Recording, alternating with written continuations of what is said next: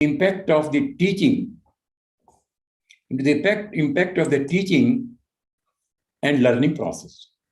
Indirect methods also include data that is related to the students, but not directly tied to an outcome. For example, job placement rates. Now, this is not connected with the learning of the student, but this is a culmination, or this is a reward for what student has learned. Because better the learning, better will be the placement records, better will be the pass percentage, better will be the student going to higher studies. So this may not be directly to the relevant outcome, but it is a integrated effect that we are having better. Yes, Dr. Bharti, you have a question, please.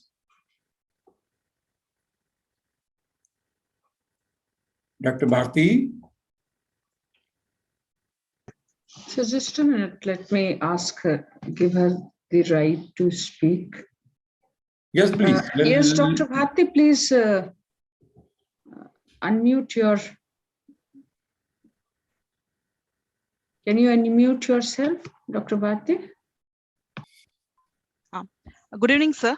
Good evening, Dr. Bharti. Sir, actually, for each and every course, we used to do this direct and indirect assessment methods. And we used to keep, we split as 80-20 or 90-10.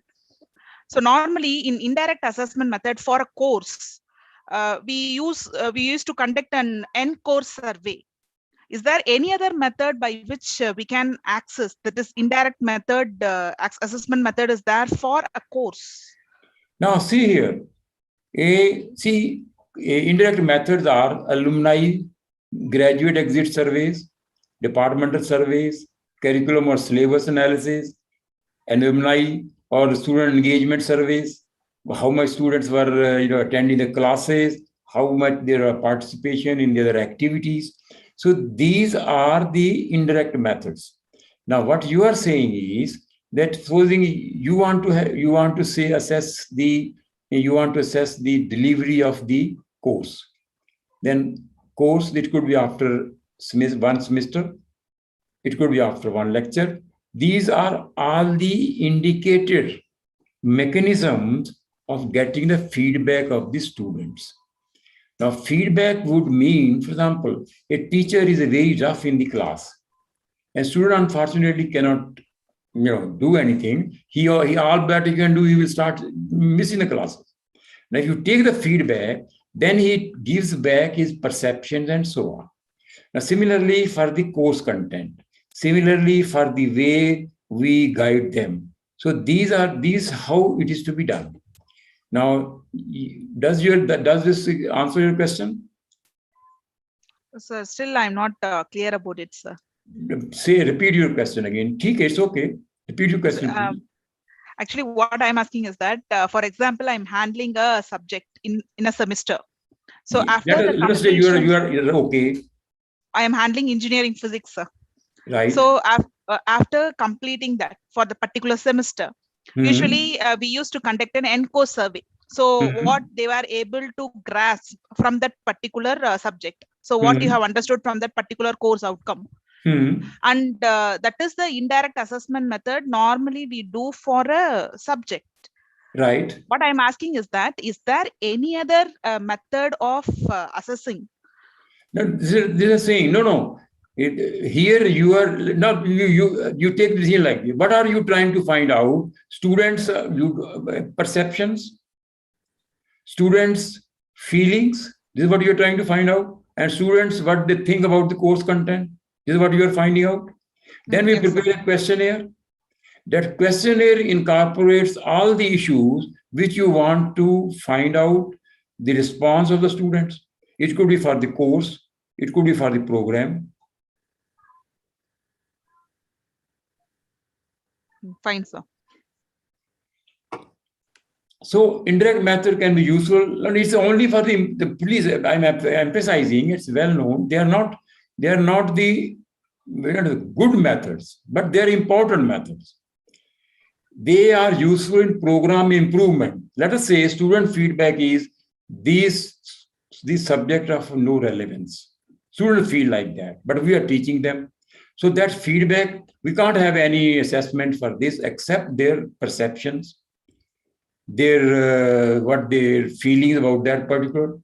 Now, so based on that, we start improving it. Now, how to conduct the survey feedback will be dependent on the type that you want the students to give their impressions. This can be different. This is what the faculty will do. Here to keep in mind, these methods are meant only to collect these perceptions. And they are not in general reliable method outcome attainment. So we will see that. That's why for direct method, we have 80%. And for indirect, we have 20%. Or whatever you have, 80, 75, or whatever it is. So, but this is required. Look at the effective. How will you assess the perception of the student? How will your perception whether a particular lab course is helping the student to develop a growth mindset or not? How will I judge a student whether he is being motivated in particular subject or not? How will we know that? Does the particular lecture motivates you? We don't have it. We don't have anything. So in that case, this method will be useful. Then the point is how to create realistic assessments. When creating assessments, keep the focus on what are the outcomes that are being assessed. Now, when I said indirect methods are useful to assess the effective learning, effective components, or maybe psychomotor component. See, when we say how precisionly, how accurately student is understanding particular thing, how accurately student is using the equipment as taught by the manual or as taught by the like this. So here, see now, as I mentioned yesterday, suppose a student doing a Newton's ring experiment. I'm sure this is just a first year or student, Newton's ring experiment. How much accurately student can make the alignments? That is a part of psychomotor. Now you will say student to kar lete hain. I know they are kar lete hain. But there's something, it may be improvement. These are all the tools to improvement. Now, when we are doing all this, there may be some defective equipment also. Now, when there is defective equipment, how does the student manage it? There may be some part of the equipment, depending upon the program, where student may be required to prepare certain things. Let's say in the chemistry lab, he is preparing a solution. How is preparing a solution? You can ask her, these things are not getting attention by us. The reason is because we say student knows this thing. But if we want how accurately, how precisely, let us say preparing a solution, you prepare in the single go or in a double go or in three go. And one student can do in the first go, other in third go. That means there is something to be improved. There's something to be enhanced. For example, in using a weighing balancing. So, and now when I say our experience has been, if you talk to the student, they will say, yes, we can do like perfectly fine. Now, find out how accurately he is doing this thing. And then let the student know it also that for this you will be rewarded. How you will be rewarded? This is for difficulty. So is the level appropriate given the objective of the course and lecture? How well the assessment process matches the learning outcome being assessed? Is the assessment organized in such a way as to help aid clarity and understanding of the requirements? Now, this means, a little later we say, how assessment helps in enhancing the learning of the student. Please see that. Enhancing the learning of the student implies student knows, let's say 10%. If you use appropriate assessment method, his learning can go maybe 20%, 30%. So that's where, and how do we know that? How I know this? Because I know the appropriate relevant assessment tool being used for this. Now, assessment types. You're all familiar with this, so I'm giving it only for sake of completeness. Because another thing I want to emphasize, in outcome-based education, many of the things we are doing ourselves already. This is not rocket science. All we need to reorient ourselves to focus on those things which we have decided to implement. So assessment types are cumulative, you are all familiar with this. Continuous, you are all familiar with this. Reveal that students have learned at the end of the unit, implemented to test, quizzes, and so on. Then continuous, used to make student learning on the ongoing basis. Now, end semester examination, assessment that summarizes student learning at the end of course or module program, right? Then sums up achievement, usually involve assessment using traditional examination. Only a sample of learning outcomes are assessed, that is psychomotor and lab, but they cannot assess all the learning outcomes, for example, aptitude attribute.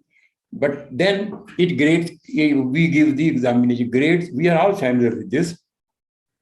Now, how to assess, select an assessment take, please see here. Now the issue is, there are how to select an assessment techniques to assess any component of outcome. It can depend on what you want to measure. What is best for one outcome may not be appropriate for all outcomes. However, all good assessment techniques share property. They are valid and reliable. They provide evidence that can be acted upon. They are efficient and cost effective. They engage students, faculty, and stakeholders. Now, here we use assessment method with the learning outcome. The assessment results should be easily interpreted and unambiguous. This is very important. After collecting data, students should understand it well. Now, please, since we are mainly have been focusing on examinations, on internal tests, here I am emphasizing it includes other components of outcome-based education also, or other component learning outcome also, like say attitude, behavior, competency also. So competency, methods for competency, methods for finding out his, being a good behavior. This assessment takes care of these aspects also. That's why I'm using specifically match assessment method with the learning outcome. Assessment result students should be able to convince to find out तुम्हारा behavior क्यों अच्छा क्यों नहीं है, why you are not behaving properly.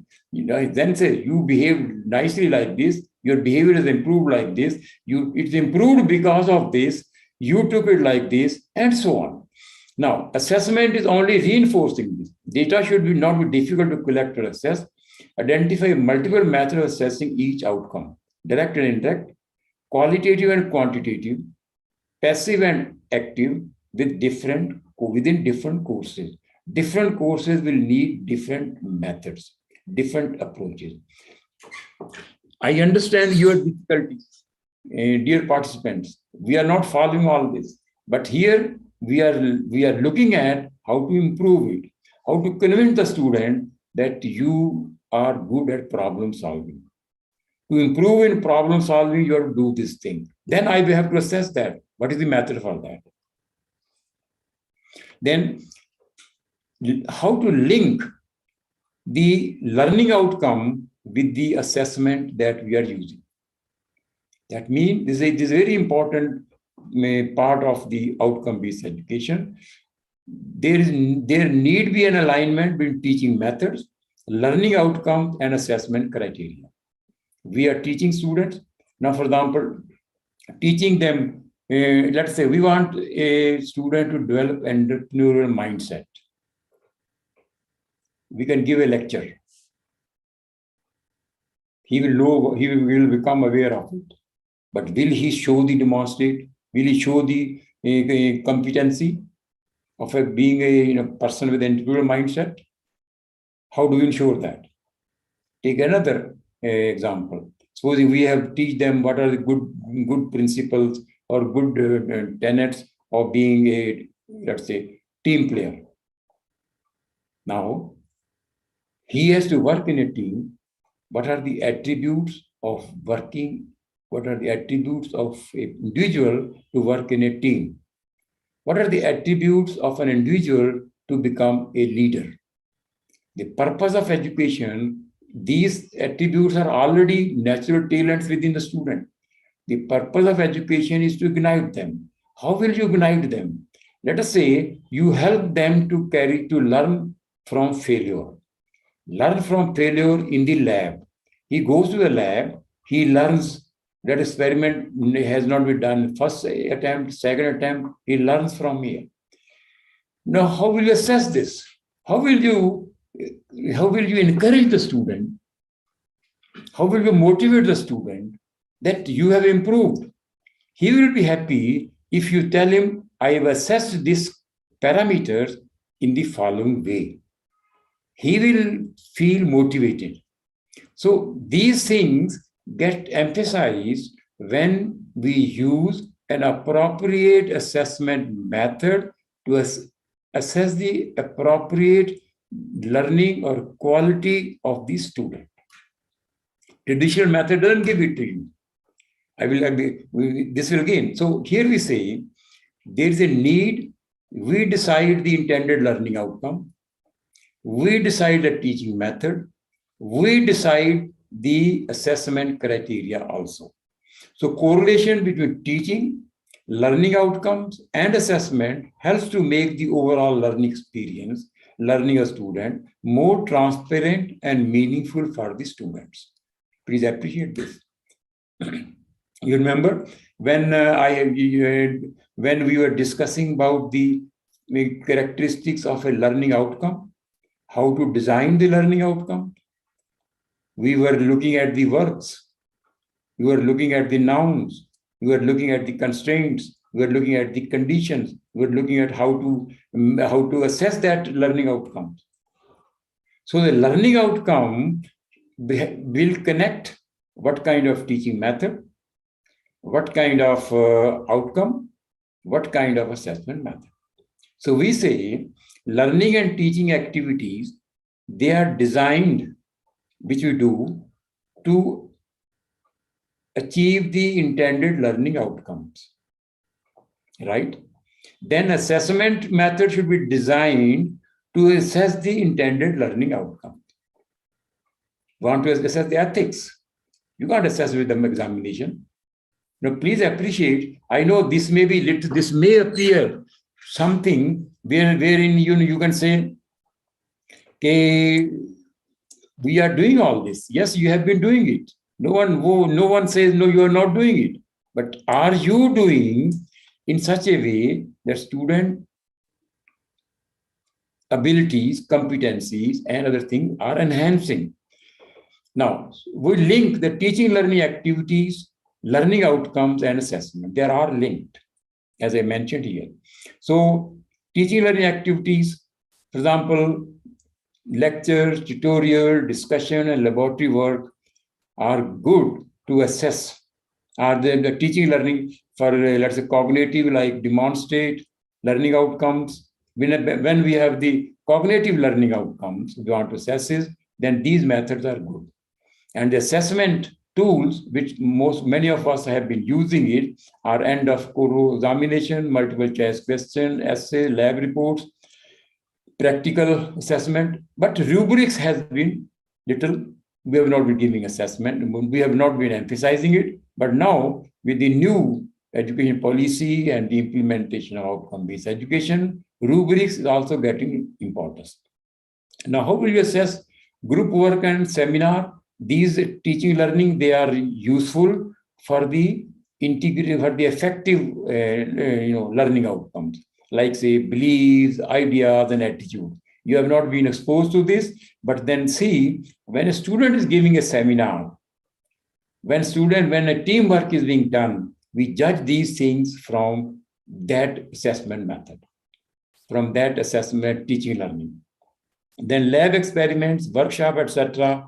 These are for psychomotor learning, acquisition of physical skills, And here we have again rubrics, project work, and performance. Now, please see here, these are all empirical. These are all something which you as a faculty member find appropriate. Now, this we can do only, find out appropriate only when we ourselves appreciate these things. When faculty members appreciate that I want to assess the, let's say, team working of the student. And you are to verify, convey to the student that to become a good team player, what is expected out of him? What is expected out of his activities? This we have to specify. Have you ever specified? So far, there have been, in management, they do it, but in other disciplines like physics, mathematics, other disciplines, this has not been emphasized. See, when I implement outcome-based education system, then these things get attention of everyone. How much will be dependent on the type of the course, will be dependent also on the understanding of these techniques by the faculty. I cannot do anything till I understand myself. I cannot teach others if I understand myself. So it is always emphasized, let the faculty member become well versed with the outcome-based education processes, practices, with the outcome-based education assessment tools, and then make a selection, make a choice of what they are doing it. I will repeat, these are empirical, but they are relevant. Now, their relevance is to be decided by the faculty. So kindly appreciate teaching and learning activities, learning and assessment, they're all, and the learning outcome, they are all linked. So now, let's say, type of learning outcome. You want to, imbibe critical thinking and making judgments. What is sample of assessment methods? What can be assessment method? For example, preparing a report, writing an essay, presenting a case for an interest group, book review for an article. That means in order to be able to assess these qualities, then sample assessments can be these. I have given a sample. You can think of yourself. Solving problem and developing plans. Now, group work, work-based problems, analyze a case and conference paper or notes for a conference paper, thus annotated bibliography. Performance procedures and demonstrating technique. Now, this is, for example, lab demonstration, make a video, write script, and produce lab report. Managing and developing oneself, portfolio, group work, and like that.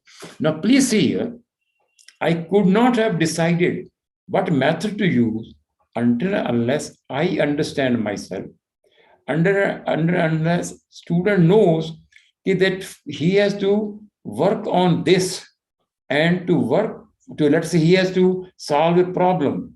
To solve a problem, the assignment that I give, see, now here, don't think of textbook problems. Those are easy ones. I will discuss, if time permits, what are complex problems, real life problems. And then we use the method. And then student prepares the report. Now, writing a report is a communication skill. So you are assessing that the moment you ask to write a report.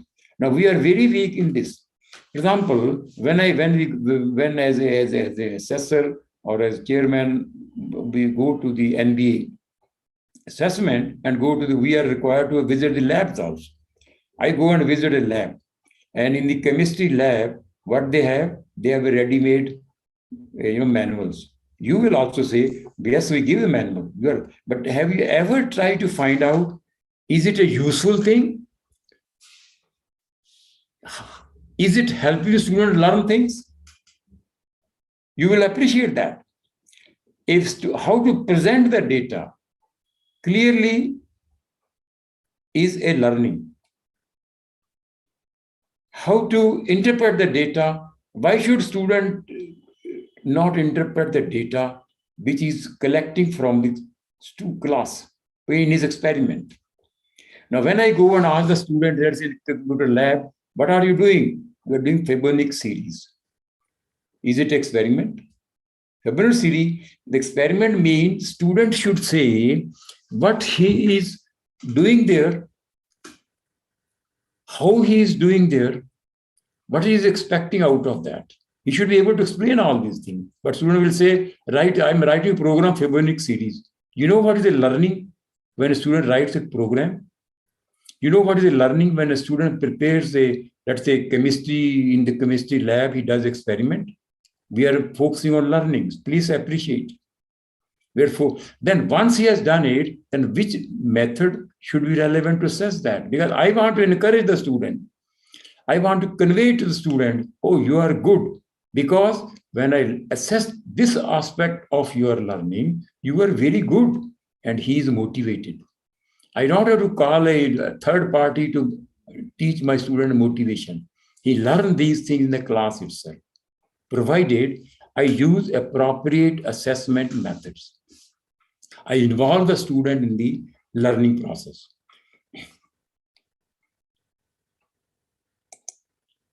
Now, how to select assessment methods?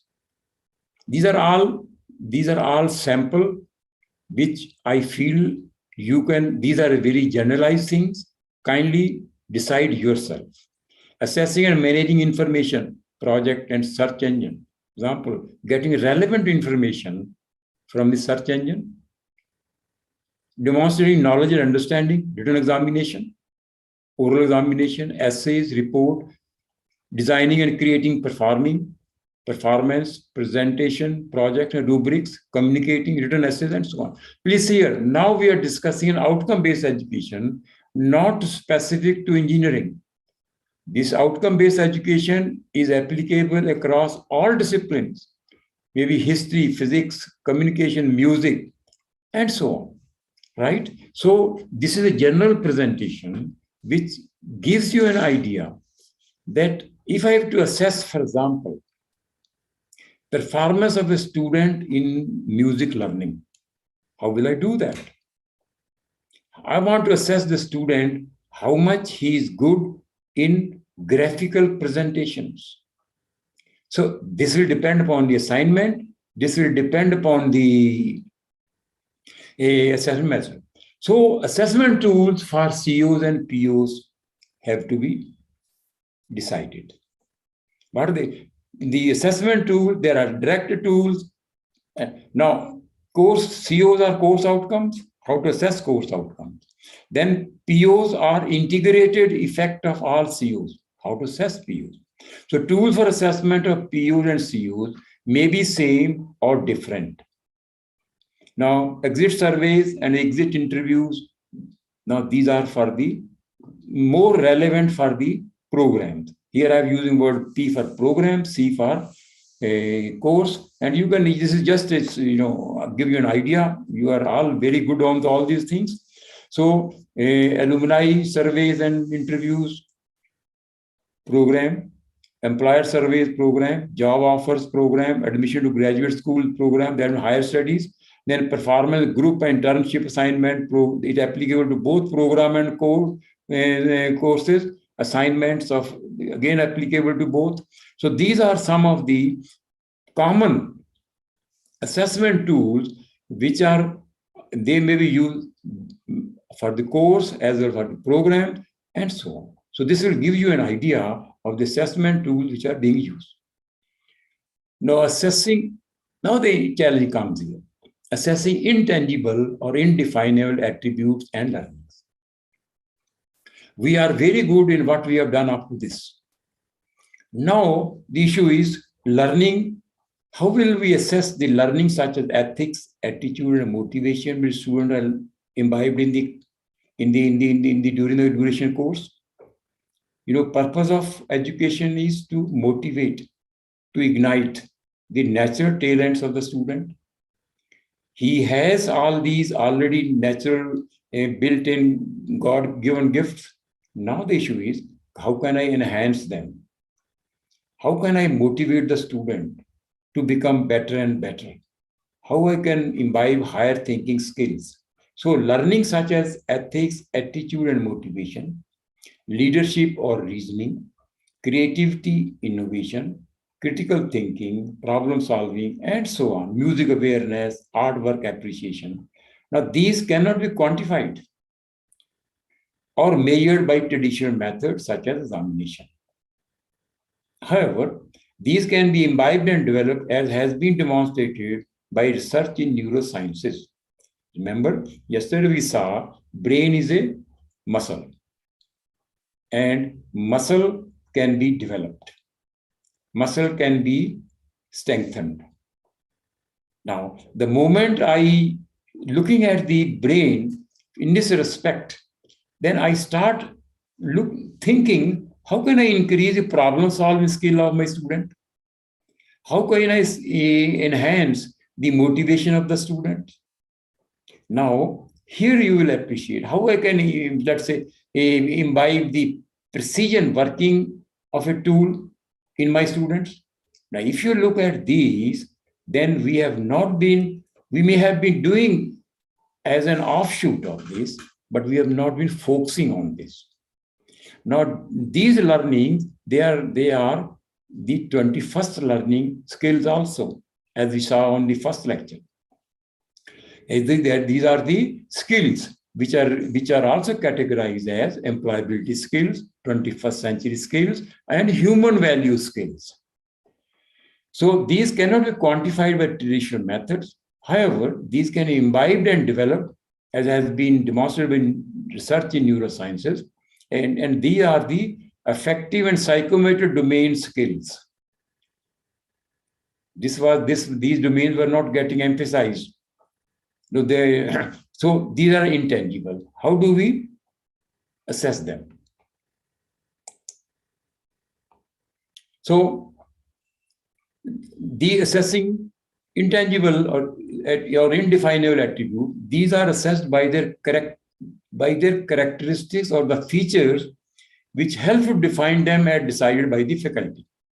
Now, problem-solving skill, can I define it? But I know what are the attributes of problem solving, what are the learnings, or what are the techniques, or what are the things which students should be made to learn in order to solve problems, problem solver, or innovative thinking, or being a good human being. These are assessed by their characteristics or features which help to define them as decided by the faculty. For instance, to assess a person as a team player, we may specify the criteria. Now, this is one of many, as listen to other team members. He's always talking, never allows anyone else to speak. Usually does most of the talking, rarely allows others to speak. Listens, but sometimes talk too much. Listens and speaks a fair amount. Now, please see here. Now, how do I assess these things? How I make the student to be a good team member? How I can encourage him? How can I motivate him or her? Correct? This is possible only if I understand what are these things. So as a teacher, we need to know the attributes of the various higher level thinking skills, characteristics of higher level thinking skills. And then to assess them, we will use the method of rubrics. Now let us go ahead. What is a rubric? A rubric, many of you will be familiar with this, but here I would demonstrate how a rubric as an assessment tool can help to improve the teaching, the learning of the student. How we can assess as well as improve the learning of the student. Please appreciate this thing, an intangible learning. A rubric is an assessment and evaluative tool for teachers and learners that establishes goals and expectations for learning.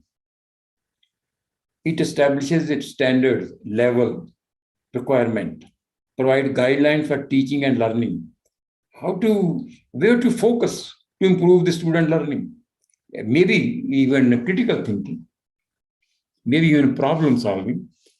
How do I do that? Provide measures for proficiency and accountability can be directly linked to program outcomes. Now remember, whatever I do, my goal is to achieve my program outcomes. So when I say, how do I prepare a rubric? Here, the step one is define outcomes and goals for the rubric. This rubric for what? Assessment of what? Choose the rubric type. I will just explain to you what are the types of rubrics. Then define the assessment criteria. What I'm assessing. Define the performance levels. Write performance description for each of the rubric. Then revise, repeat. That means it is a iterative cycle. Now, remember, creating an effective and efficient rubric is not an easy task. It involves wide discussion and multiple input from various relevant sources. Now, I've just given you a pre idea about this thing. And now let me focus on selecting the best assessment methods for we have come across. We didn't discuss a rubric earlier. So when an assessment method then should be such that it provide you with the information you need, yield consistent responses over time, valid, appropriate for what you want to measure, times and cost, preparation, response, analysis, motivation, provide value to student, respondents are motivated to participate. Please see this one, I want to emphasize motivation. How do I motivate students to improve? So, other example, we'll see that rubrics will help us to motivate the students. Rubrics will help us to carry out intangible assessments.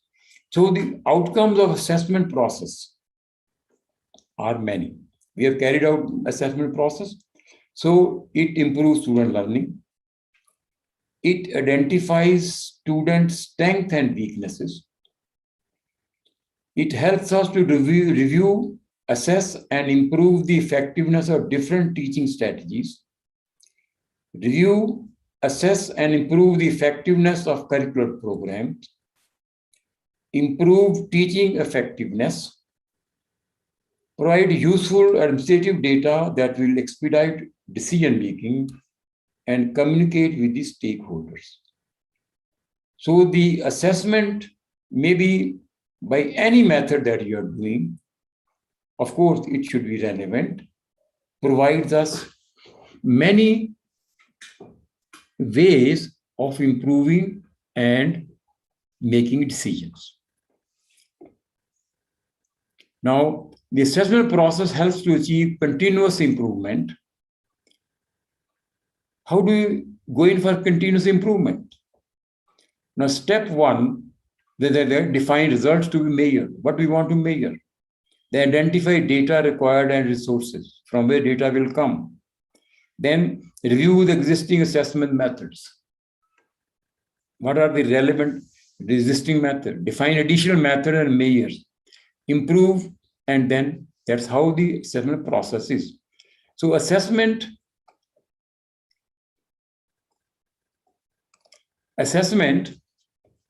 helps us to implement continuous improvement. Again, a goal of the outcome-based education framework.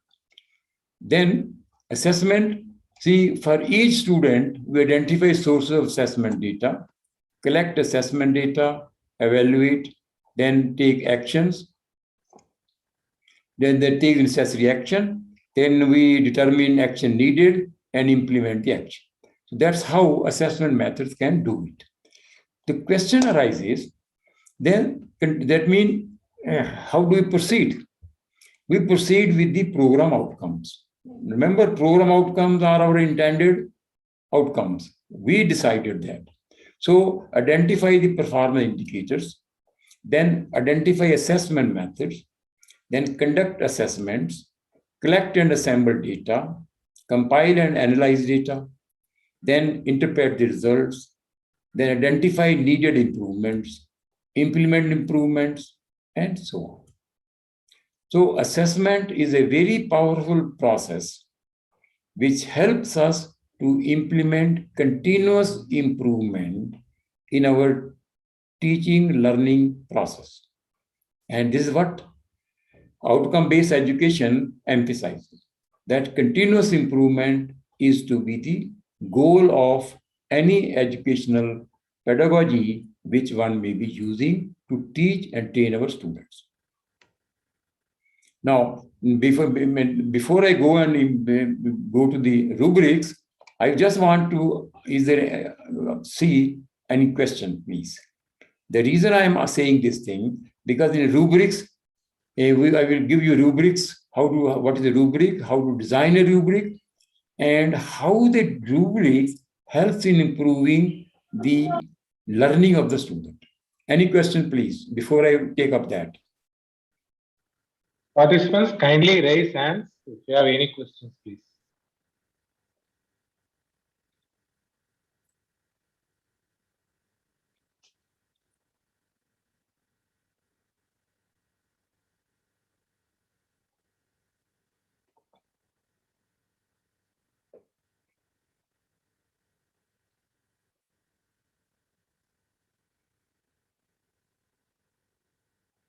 Any question, please? No question?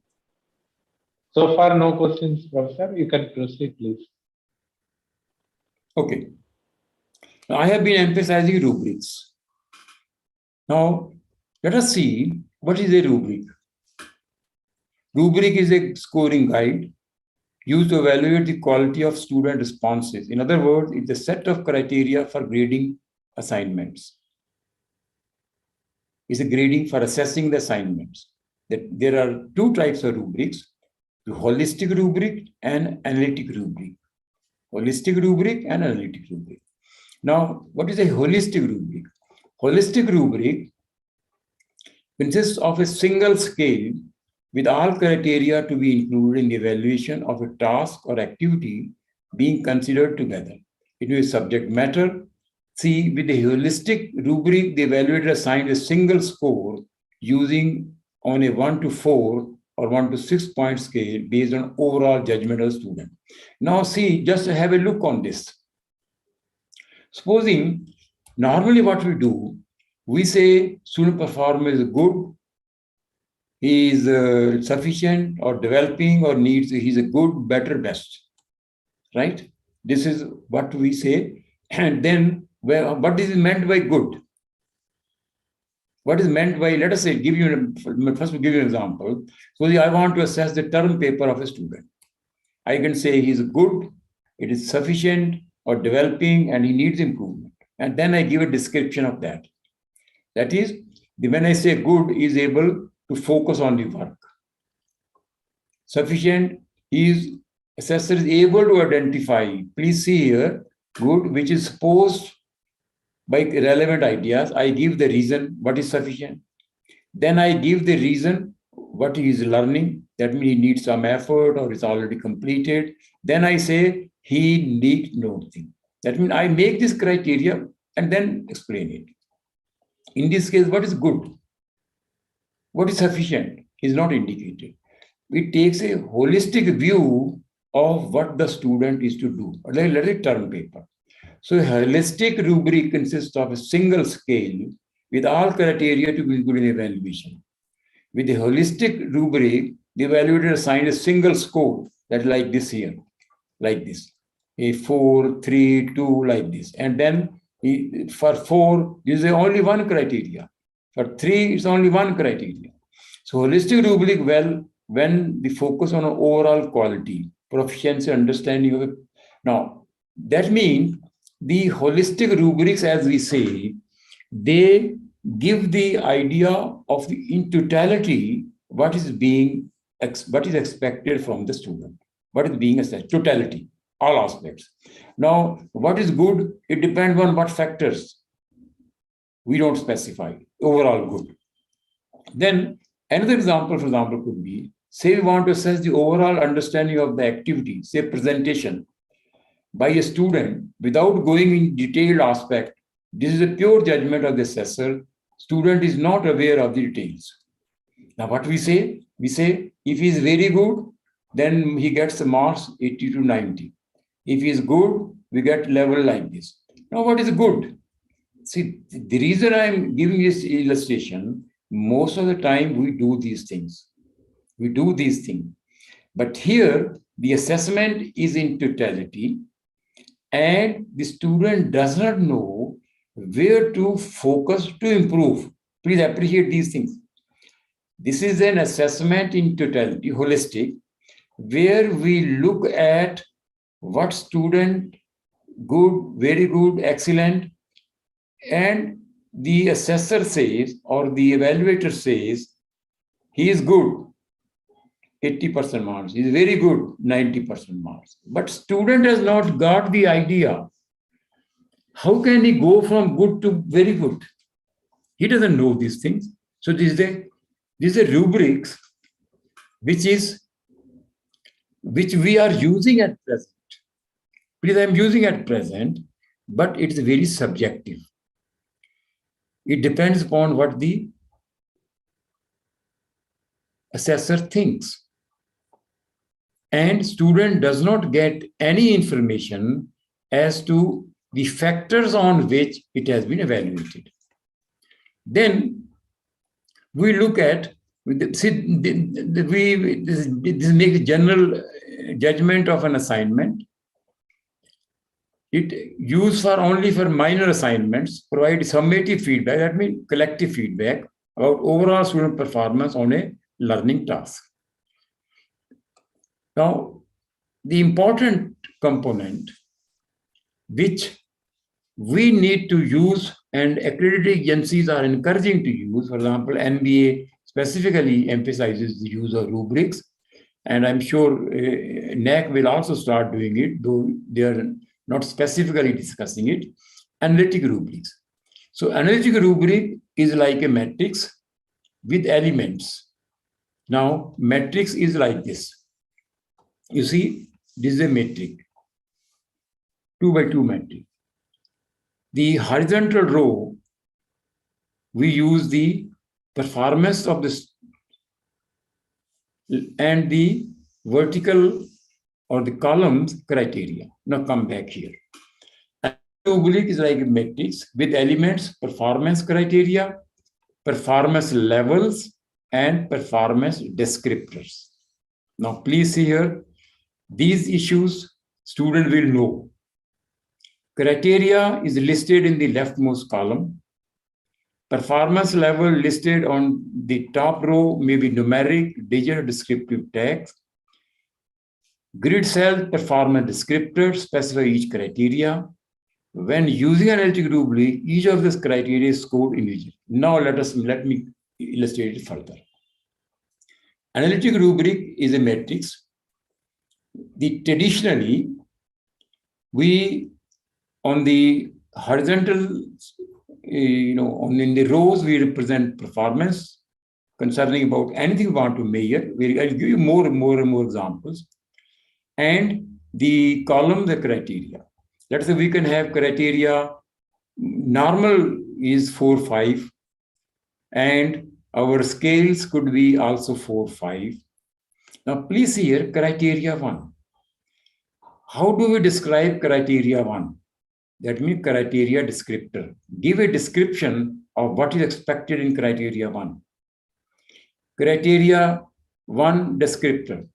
Then the scale, criteria 1 descriptor. Now, each descriptor specify identifiable and measurable performance characteristics reflecting this level. Now, please see here that every teacher has to specify very clearly the aspects or criteria on which something is to be assessed. When I say to be assessed, then I also say this assessment would be what level. Now, this level can be numeric numbers, or it could be just a word like this.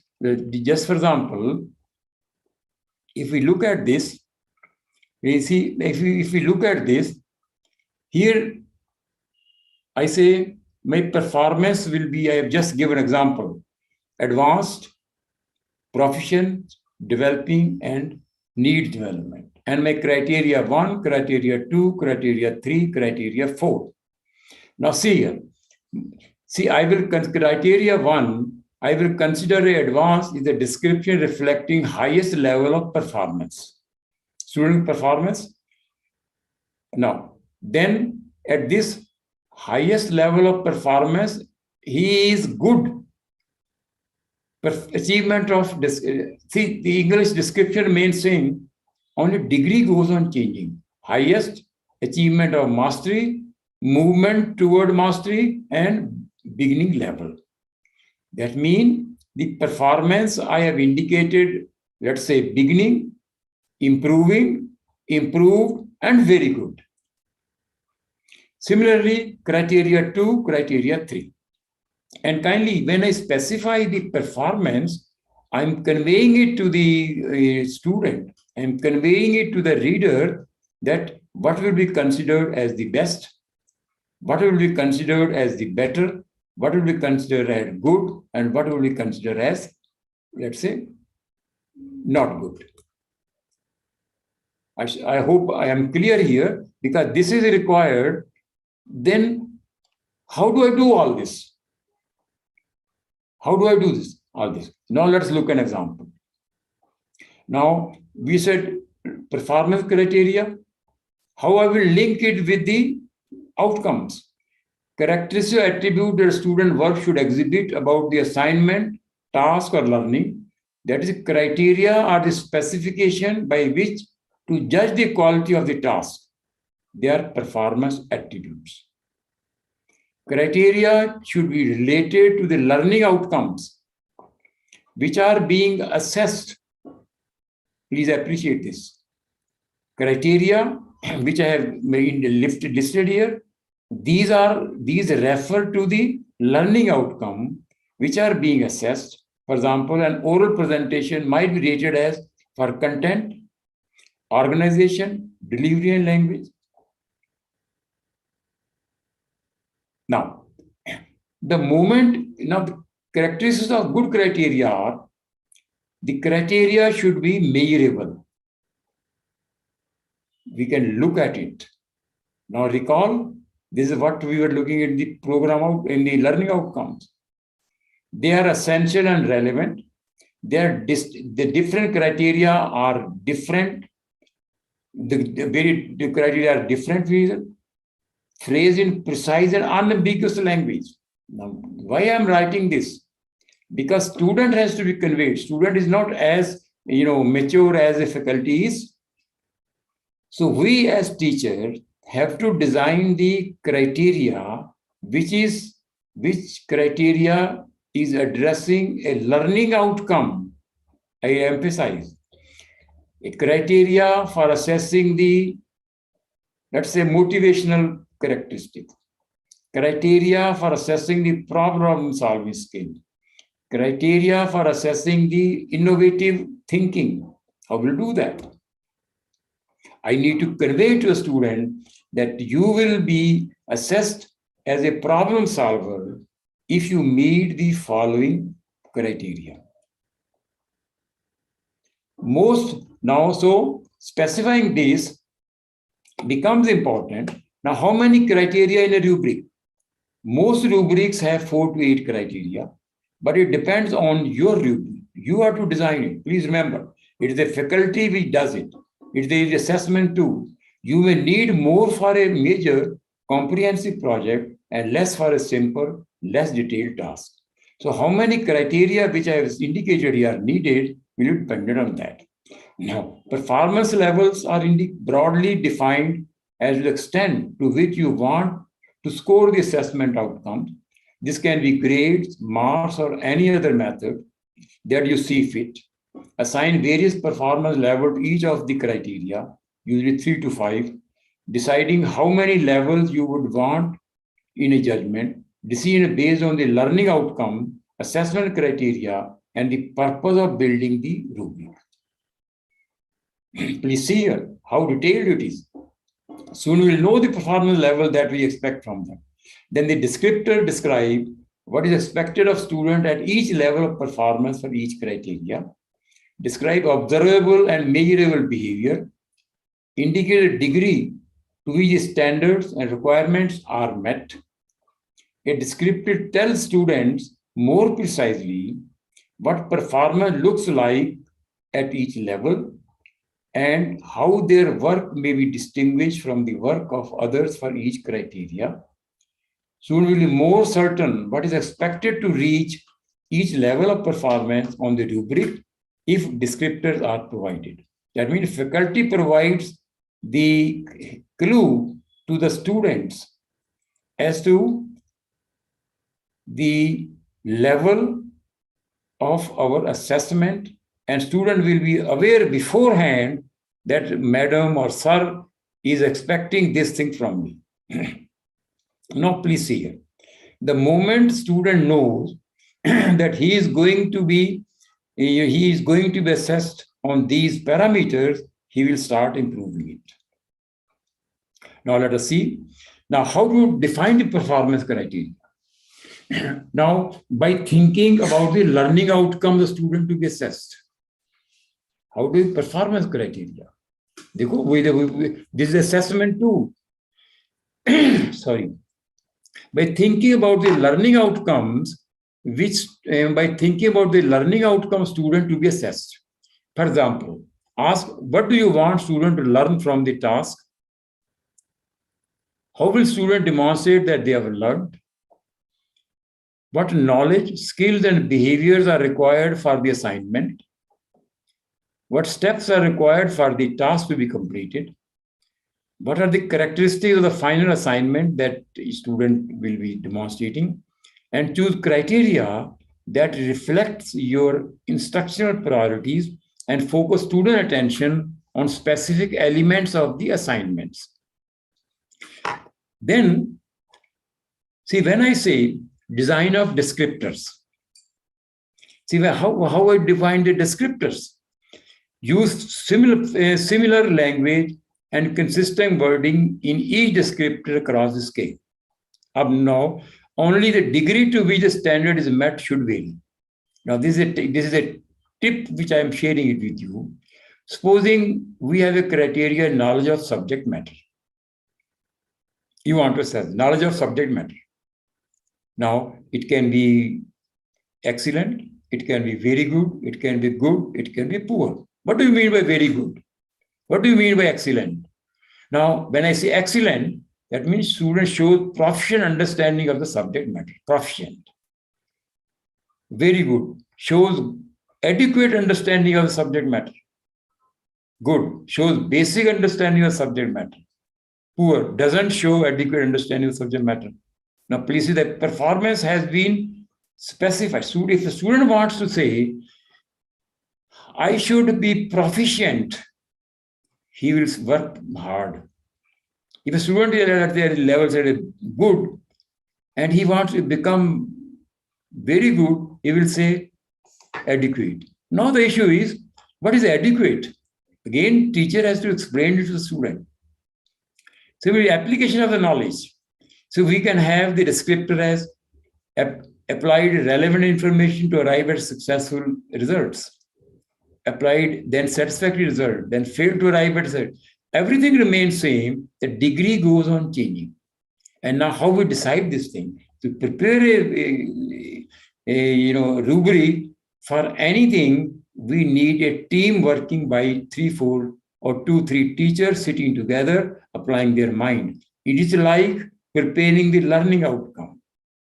Learning outcome should be prepared by 2-3 teachers who are teaching that particular subject, paper, course. Similarly, when I designed the descriptors for the rubric for assessing anything, I should be clear about it.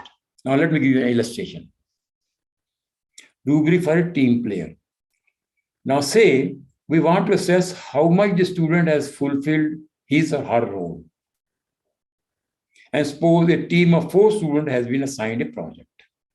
Now what I'm going to assess here, please appreciate, this will be relevant to the affective domain, attitude, behavior, being caring. So criteria of work assessment. Now I'm going to assess a student as a team player. Now, criteria that I can think of, you can think of yourself differently. This is what I'm saying. A team of teachers should put their heads together. Criteria for assessment are information gathering and research. How students are gathering the information, how much effort they are putting into it, how keen they are, how passionate they are. Then fulfill team's roles and duties. The duties have been defined. Share work equally. It is not like this that a student shirks the work. Listen to other teammates. This is the criteria that we have decided. Please remember, these are decided by the faculty members, assessors. And these are the criteria which I was mentioning here. And then what a performance level, unsatisfactory, developing, satisfactory, and exemplary. Now indicating, and then I can assign a score. Say unsatisfactory 1, developing 2, satisfactory like this. This is again a subjective done by the teachers. Now look at this. Now assessment of team, now look at this criteria. Research, and I had these 4 criteria given in the rightmost column. Research, gather, these are the 4 criteria. Now see here, performance, unsatisfactory, developing, satisfactory, exemplary. Then I had given the score. Now see, the writing a descriptor is a very important thing which faculty is doing. Let us say he will be unsatisfactory, does not collect any information relating to the topic, or collects very limited information, some relate to the topic, collects some basic information, most refer to the topic, collects a great deal of information, all refer to the topic. Now please see here. And you give the score 3. That means he is satisfactory level as far as research and gathering information goes. Then fulfill team's roles and duties. Does not perform any duties assigned to the team role, unsatisfactory. Perform nearly all duties, satisfactory. Perform all duties of assigned team roles, again exemplary. Here say we gave 3. Then shares work equally, listen to other teammates and so on. Now please see here. Here the student has got the information from the faculty, from the teacher, that if he has to get 4 marks, he must collect all the information. He must perform all the duties. He should listen and become a fair amount of this. That means we have provided a hint to the student that to become, in order to score high marks, you are to fulfill the requirements which are given in column 4. Indicating mean, see, we were expecting these 4 on the column 1, requirement of student, and he gets 4 marks if you fulfill all the 4 here. Supposing a student from going from 2 to 3 to 4, it will motivate a student to improve. Because student has got already beforehand the entire information that my faculty, my teacher expect this thing. So this is how the analytic rubric provides motivate the student to improve. And the way we assess it enables us to find out the strengths and weaknesses of the student, which is what is required. Now here, for example, I cannot measure these things by any other method except this. Now, this is another alternative way of making it. So alternative nomenclature of analytic rubrics. This is again your scale, exemplary, etc. This is all, the way I had explained earlier. This is not the unique one. This is an alternative one. You can adopt whichever you like. And if a lot of resources are available on the internet also, they can also help you to do these things. Now, when I say analytic rubric checklist, there are 3 to 5 performance levels. The label, description, performance level are distinct, clear, and meaningful. Yes or no? Then performance criteria. there are 3 or more performance criteria. The label, description of the performance criteria are distinct, clear, and meaningful. Then performance descriptors. The descriptor describe differences in performance that are observable and measurable, like our learning outcomes. The descriptors clearly articulate what the expectations are for each performance level for a given criteria. For given row, the descriptors evaluate the same criteria across all performance levels. The descriptors represent meaningful differences in performance across the like this. Now, let us say the typical activities that can be assessed by rubrics are the types of performance: thinking, physical skill, use of equipment, oral communication, work habits. Then example here is thinking and reflective activities. Now we have to give assignment, playing a musical instrument, preparing a slide for the microscope. When they are doing experiment, again depends maybe what experiment it is, making a presentation, working independent. Now, developing the autonomics behavior, student being autonomous or independent is very important. And how do we imbibe that? Again, with the help of assessment methods indicating rubrics. Now, for example, for products, created assembled products, like say creativity, written essays, like this experimental setup and set of word, watercolor painting, laboratory report, term paper. These are the things which are examples where performance is to be required. Now let me, which will be of relevance to each one of them, important, which is quite important, how to assess the higher thinking skills. Critical thinking skills, because we are required to assess those skills. Critical thinking, how can I assess critical thinking using rubrics? How can I assess problem solving using rubrics? Now please see here. The higher level thinking skills are critical thinking, creativity, evaluating, analyzing, problem solving, and so on. Critical thinking is the process of conceptualizing, interpreting, applying, analyzing, synthesizing, evaluating, experience, and so on. Similarly, creating and like this. Now see here, if I have to design a rubrics for the higher thinking skills, I should know what are these. Do I know what is the critical, what are the descriptors of critical thinking? I can decide it only when I know what it is. So critical thinking is the mental process of skillfully perceiving, analyzing, interpreting, synthesizing, and evaluating the collected or derived information of various sources. That means there should be a question of observation, experience, thinking, reflection, reasoning, and communication that leads to a decision for action, and arriving at an unbiased conclusion or answer by engaging your brain. That is critical thinking. And the critical thinking process is identifying the issues, recalling what you have learned already, analyzing arguments, recognizing the important connection between the various components, interpreting and design, judge and evaluate, make inferences, make decisions, and so on. Now, the reason I'm giving you this thing is, if you want to design a rubric for the critical thinking, what will you do? I will be able to do it only when I understand what is the particular process. What are the attributes? On what factor does it depend? So similarly for creativity.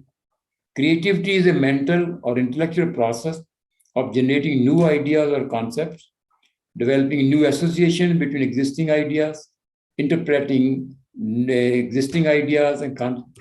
So alternatively, creativity is simply the active process of making something new. And in Bloom taxonomy, this is the 6th highest level. How can I judge the creativity of the student? That he has enhanced it, or he is improving on this, or he has developed this. The critical creative function of the mind are interwoven. Neither can be separate from the other. Now see a similar problem solving. So this I am emphasizing it with you with the view that when you are to assess these attributes, in order to imbibe the higher thinking skills which are connected to the employability skills or 21st century skills, their assessment would require that we as faculty members understand these concepts ourselves.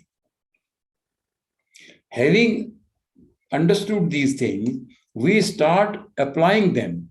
So, in the example, problem solving process, identifying problem, how many students can identify the problem, real life problem, developing possible solutions, and taking a proper course of action?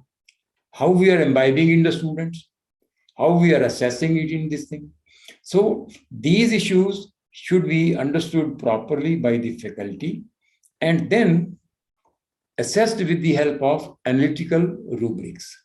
Now, let me give you an example here. So critical thinking. So critical thinking, we take the criteria as interpretation, analysis and evaluation, presentation. We take this criteria. The student who has these kind of qualities will say he is a developing or he has a good critical thinking skills. And then scoring performance levels, I would say very good thinking skill, good thinking skill, reasonable thinking skill, and beginner skill. I decide these as an example. You can decide yourself. Then here is the example. So the column, first column is the what I had written here as the performance levels, accomplished, competent, developing, and so on. And here I am taking interpretation, analysis, and evaluation. So remember, designer rubric is never unique. It depends on the criteria considered. That is what aspect you want to assess. So this is how, now if we can design a holistic rubric also. In holistic rubric, student will not get the idea of the improvement, but we can do this. Now, creating and creative thinking, we can design this. For example, rubric for creativity. Now, let a criteria is a variety of ideas and contexts, variety of sources, combining ideas, communicating something new. So performance very creative, and so on. And then we can design the various criteria. Now, just give you now the issue is another thing which will be of now you should get an idea of appreciate that how we can go about designing this. Now, similarly, I had discussed with you program outcomes. I can design rubrics for the quality of the program outcome also. Do program outcomes? Yes, Bharti, please do ask. Please. Sir, while designing the criteria for the rubrics, normally all the students may not be capable of fulfilling what is the expectation from the teachers, from the faculty. Right. So will it not be a stress to certain students, those who are not able to cope up with that? Now, this is a very good question, Bharti. I'm really thankful. See, that's where you are motivated. You are encouraging a student, if you do this thing, you will be able to do this thing. Now, student knows beforehand, and then you explain to him, by doing this, you are improving this kind of skill. By doing this, you are improving this thing. By improving, you are learning this thing. Otherwise, he didn't know all these things. Now, when you say he will not know it, what is the use of our mentors? Why not share with him?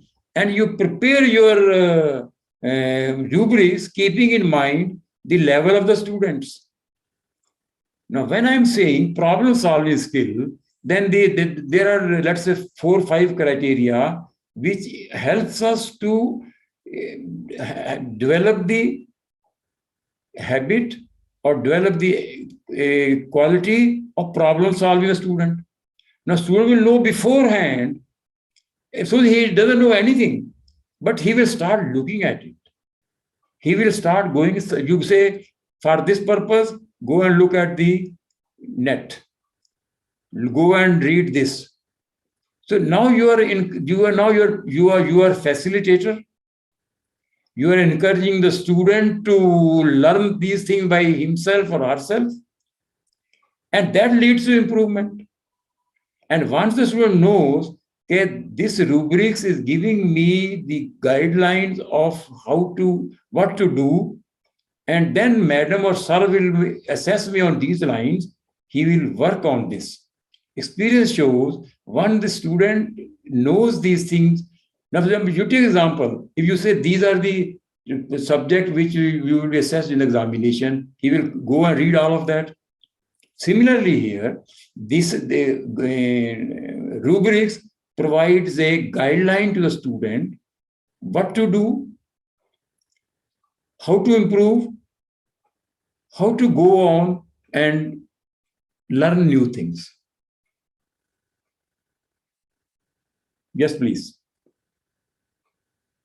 It's a good question, and this is what I wanted you to appreciate, all the participants, because this is rubric becomes a learning mechanism.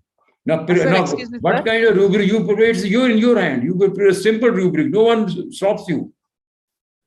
You can prepare very elementary. You can prepare advanced. It is all a faculty in the hands of faculty, and they will do it keeping in mind the standard and level of the students.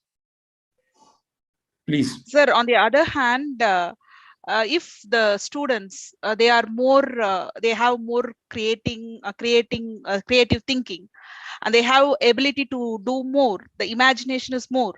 So once again, will this constrain the students' imagination? No. See, that's the beauty of this. If those students who are good, they will score 4, let's say 4 highest marks. Those students are not, they will start improving. We expect them to improve.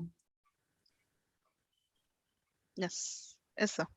Isn't it? Now, see, if you appreciate, we have told before the students, we have kept the map that you are to learn these things. And in this learning, you may not know that at 3rd level, go and read it. Then you find out. And see, in each descriptor, we have indicated what he is supposed to do. Sir, another from faculty side, I'm asking, sir. Actually, I feel that this is somewhat time-taking process. Am I right? Yes, you are right. Not only time-taking, it's a difficult process also. But please keep in mind, this FTB is to introduce you to newer things also. See, I can understand, I can handle a difficulty only when I understand what is difficulty. Would you agree or not? Yes, yes, definitely, sir. Now, say NBA says, you implement rubrics. Now, until I understand rubric, I understand its complexities, I understand the advantages, I will not be able to implement it. Now you can ask your management that, sir, इसमें तो इतना ना काम है, ये काम करने के लिए I need these resources. See, every time teacher may not be able to do it. I fully agree with what you say, but we have to, how can I improve it? I can improve only if I understand what the problem is as a faculty senior member of the academic community. What are the ways of overcoming it? How can I take my students along with me? How can I motivate my students? And that's what outcome-based education is emphasizing. Yes, sir. Thanks a lot, sir. Agreed? Yes, sir. Good. Thank you, sir. Now, look here. Yesterday, we discussed the program outcomes, and they should be smart. Right? Now, I prepare a rubric for that. I had the parameters: specific, measurable, attainable, relevant, and timely. Now, for example, in your institute itself, you can say whether they're acceptable or not, whether you are developing, and so on. Right? So that means rubrics is a tool to improve. Rubric is a tool to assess. Rubric is a tool to motivate, to look at our maybe limitations. Similarly, a rubric, how to assess quality of a rubric. Let us suppose we choose the following criteria: performance criteria, clarity of criteria, understandable by students, distinction between various levels, reliability of scoring, clarity of expectations, guidance to learner, awareness of learning, engagement of learning, rubric development. Please see here also. Many times, students may not be, let's say, first year, let's say final year student, they contribute to the development, but provided they know what rubric is, what for it is. And remember, all students will not be alike. Here, there will be a category of students who are very enthusiastic to participate in this. Again, responsible faculty. So now, for example, how to assess the quality of a rubric? We can assess the quality of a rubric is clarity of criteria, distinction between levels, reliability of scoring, clarity of expectation, then awareness and engagement, so on. Which means the first and foremost thing is the faculty must understand the relevance of rubric for all this. Now, in this case, I think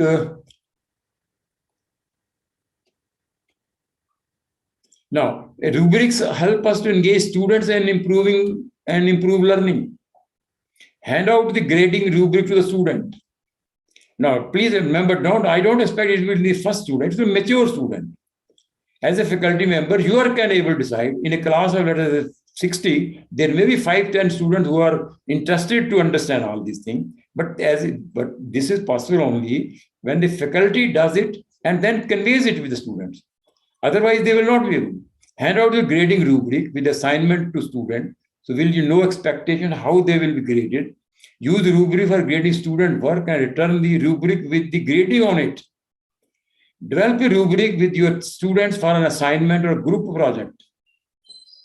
Have students apply your rubric to some sample product before they create their own. They can also create their own. Have students exchange paper draft and give peer feedback using the rubric. Have students self-assess the products and so on. So in a way, utility of a rubric assessment tool is they measure higher order thinking skills or evaluate complex tasks. They clarify vague and fuzzy goals, enable students to understand their expectations. Students self-improve, motivate students to better performance, improve feedback to students, make scoring easier and faster, make scoring more accurate, unbiased and consistent, reduce arguments, improve feedback to faculty and staff. Please see here, when I said effective and relevant assessment, this is where rubric is proving that way. Now here again, see, these are empirical. How good it is, it depends upon how we use it. So the assessment measures help to improve the course. Examples of changes, see the changes to the assessment plan, changes to the curriculum. This helps us do that way. To sum up, assessment measures help to improve student learning. You identify student strengths and weaknesses. Review, assess, and improve effectiveness of different teaching strategies. Review, assess, and improve effectiveness of curricular program. Improve teaching effectiveness. Provide useful administrative data that will expedite decision making, and so on. So now you see, taking in the holistic sense, assessment is a very powerful mechanism of improving student learning. And improving student learning, the way we have discussed across, and hope this you will be able to have what we discussed in the beginning. Take away of this. I know many of things you will be familiar, but here my idea has been to make you aware of what is relevant as regards assessment of outcomes in the context of implementing outcome-based education framework. With this is what I had discussed with you. make aware you important of method of assessment in relation to student learning, make knowledgeable about direct and indirect assessment methods, more competent and developing methods, aware of rubrics, how to design the rubrics, how to use the rubrics, and then how assessment can help us to improve continuous learning and quality. This is the way I had started. Hope it meets your expectations. And with this, thank you very much. Any questions, please? Thank you so much, Professor, for giving this enlightening us on this assessment process and all. And my question is that, like, the institution which wants to implement this thing very immediately, like, just I am sharing the words which I come across from various platforms. Like, suppose a faculty or one or two faculty, as you said, after applying the mind for a particular course, we used to have a pattern of unit 1, 5 units for each course. So the faculty needs to segregate, like in the first unit, what are all the part A question, part B, which means 2 marks question, 5 marks question, 10 marks question. And then for each and every, if it is a 10-mark question, what are all the rubrics or what are all the expectation out of that particular question? Is that the template which the faculty needs to prepare before start teaching the course, which will help us to solve some sort of some idea about the assessment on the students level? Now, see, you say if I rephrase your question, do you mean when to prepare the rubric? How to prepare the rubric? Is that the question? I'm not saying how to prepare a rubric, which means like the process in which, because for each and every question we have to prepare a rubric, because question paper will have some set of questions like various divisions. So each no. It is not like this. See, there are many. There may be multiple divisions. Let's say module 1, module 2, module 3, right? Yes. Let us say you have developed this. You want to see how much student has learned, or you want to motivate the student to. There is an assignment in module 2, and that is, let us say, case study. Or module 3, there is another assignment. When you give the case study or you give some minor project, then you have to assess that, right? Now, when you assess that, then we have to decide what is the expected learning outcome of that particular assignment. Now, and we tell the student that in this assignment, we expect the following you should be able to learn. You should be able to demonstrate. If he does like that, then we will say that this would mean.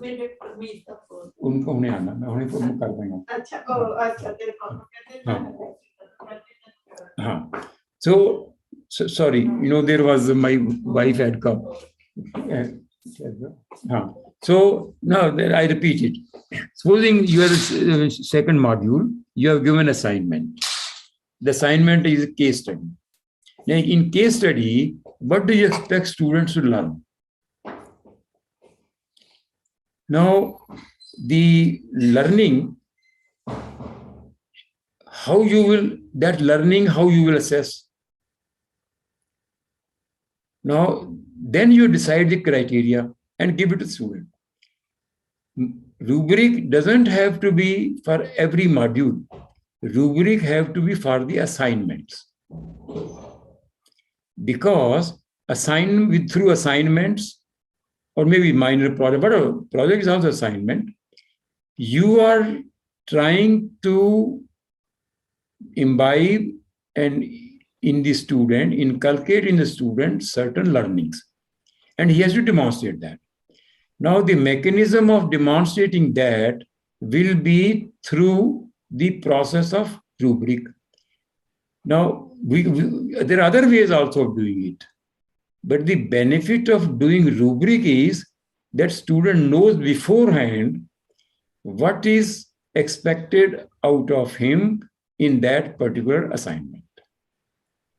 Does it answer your question? Yes, Professor.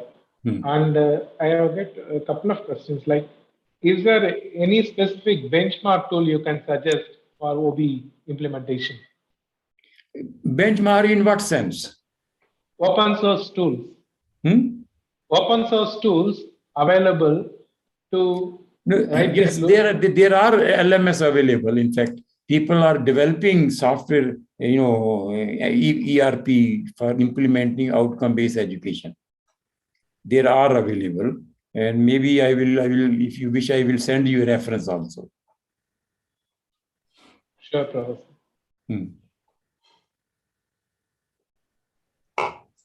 Is there any other questions from the participants? I think it's almost Sarah has given a wonderful explanation and start from the basics. I hope it will be in their mind, participants' mind. Hopefully, even if they have any questions, they can come back to us and we will share all your questions to our professor. And he is so kind enough to respond to our queries in the future as well. And another thing, I keep on getting the message. Yesterday itself, professor has assured us that he will share the presentation after making necessary editing. Okay, so at the end of the course, hopefully after getting the consent of the concerned speaker, we will share all the slides and videos, whichever is available from our side. And also regarding the attendance, the platform will take care of your attendance. You don't need to say like, I want to fill the feedback form or anything like that. So the Zoom platform will take care of how much duration you have attended. So all these things will be recorded. So you don't need to worry about the attendance part of it. That's one thing. So I think, Professor, with this note, I sincerely thank for your wonderful session on enlightening us on assessment and rubrics in the OBE framework. I hope we will come back to you in a couple of days' times. I hope you will be having a break tomorrow. Day after tomorrow, we will going to meet for another session, and hopefully participants will be joining with all this enthusiasm. I already received from very collective positive feedback from this session. Thank you so much, Professor, for giving your valuable time and for your wonderful presentation. Thank you, Professor. Thank you, participants, for your patience.